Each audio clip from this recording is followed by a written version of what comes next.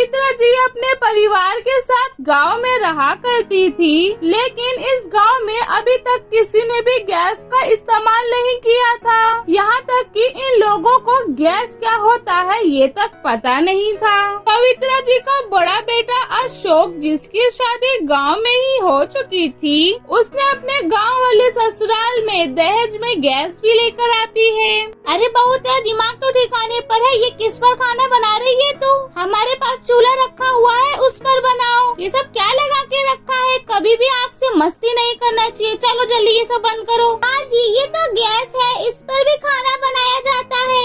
और तो और इस पे ना समय भी कम लगता है और खाना भी जल्दी जल्दी बन जाता है। दिव्या ने अपनी सास को गैस के बारे में बहुत सारी अच्छी चीजें बताई, लेकिन सास पार्वती सुनने को राजी ही नहीं थी। उसे डर था कि इस अजीब से दिखने वाली चीज से घर में कोई अनहोनी ना हो जाए। दिव्या को चूल्हे पे खाना बनाने में बड़ी कठिनाइयाँ आती है, जिसकी वजह से उसको खाने बनाने में काफी समय लग जाता है। सबको खाना परोसती है, तभी ससुर रामलाल कहते हैं, बहू इतना समय क्यों लग गया खाना बनाने में? हम कब से भूखे बैठे हुए हैं। माफ कर दीजिए पिताजी, मुझे ना गैस पर खाना बनाने की आदत है। पहली बार चूल्हे पे बनाया है, जिसकी वजह से मुझे समय लग गया।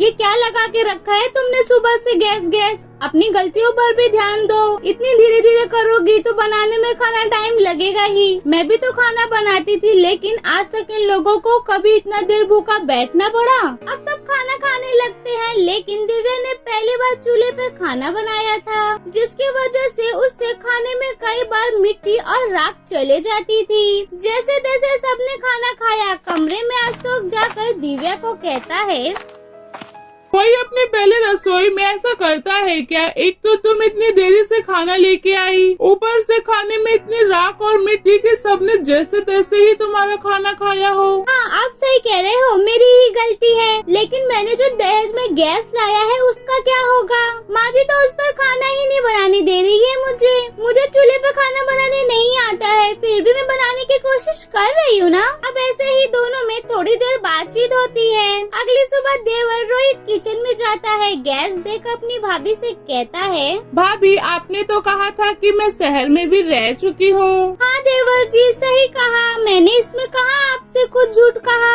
भाभी आपको बुरा लगेगा, लेकिन आपको चूल्हे पर खाना बनाना नहीं आ रहा है। जब आपके पास गैस है तो आप उस पर खाना क्यों नहीं बनाती हो? लगता है देवर जी आपको पता नहीं है, ये गैस मैंने अपने दहेज में ही लाया है, लेकिन आपकी माता जी मुझे इसे इस्तेमाल ही नहीं करने देती। अब बताओ मैं क्या करूं? मैं तो अपने मायके में गैस पर ही खाना बनाया करती थी, इसलिए मुझे चूल्हे पर खाना बनाने इस समय नहीं आ रहा है। रोहित कुछ सोचने लगता है। थोड़ी देर के बाद दोनों कुछ खुसुर फुसुर करने लगते हैं। आधे घंटे के बाद दिव्या अपनी सास से कहती है, माँ जी इधर आइए ना। हाँ बहू, क्या हुआ बोलो।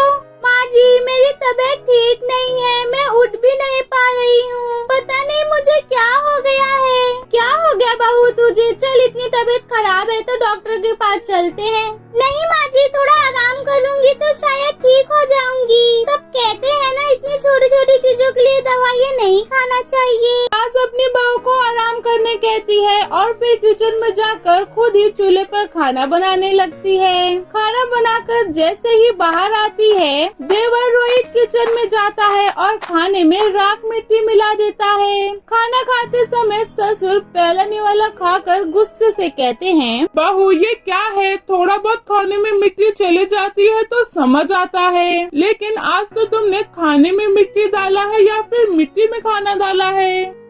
पिताजी आज खाना मैंने नहीं बनाया है, माँ जी ने बनाया है। मेरी तबीयत थोड़ी खराब है। माँ आपसे ये कैसे हो सकता है? आप तो कई सालों से खाना बना रही हो, तो आज क्या हो गया? पापा मैं तो कहता हूँ जो किचन में गैस रखा हुआ है उस पर ही खाना बनाने दो। अगर लगातार इसी तरह हम मिट्टी वाला खाना खाएंगे तो बीमारी हो सकती है। सब लोग मिट्टी वाला खाना खा खा के थक चुके थे। सास को लगने लगता है कि उससे ही खाने में मिट्टी चले गई थी।